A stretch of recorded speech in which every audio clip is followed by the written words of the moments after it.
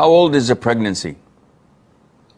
I'm not exactly sure, unfortunately. I don't have that information. Okay, first of all, these situations, Akhi, cannot be answered over the phone. There are so many details that need to be investigated. But in a nutshell, because we don't have the capacity to go into details and to talk to the sister and to see the background and the circumstances of her situation, it is not permissible to abort a pregnancy after it is 40 days of age. Because now it is, the majority of scholars say that this is haram. Before the age of 40 days, it's an issue of dispute. I'm inclined to say that this is like taking the after pill. So 40 days or less, you can opt for abortion without any sin, inshallah. After that, this becomes prohibited unless there is proof that there is real potential, genuine risk on the mother's life.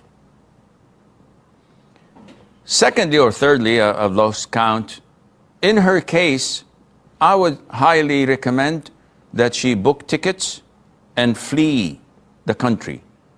This country is known to be hostile towards Muslims, like many other countries. And they would do anything to abduct your children. And in a heartbeat, they would give them to Christian families and they would be happy. And to challenge this, you would probably take 2 or 3 years in their court. And if you were to win, the harm had already been done. And I know cases that came to me for counseling. Alhamdulillah, the brother won. And he got his child back. But after what? After false accusation from the nurse that they were abusing their own child. And they are practicing Muslims. And I told this brother, I don't know if he's watching or not, to just flee the country. Don't stay there. Your capital is your Islam, and then your family. So I would highly recommend that she runs away from that country at least until she gets her things settled. If this is not possible, my second option would be, as an advice, is for her to give her own 2 children to Muslim families for temporarily adoption of 5 to 10 years, explaining her case and documenting it with the government so that they would not file any legal cases against her or do anything. Now their hands are tied.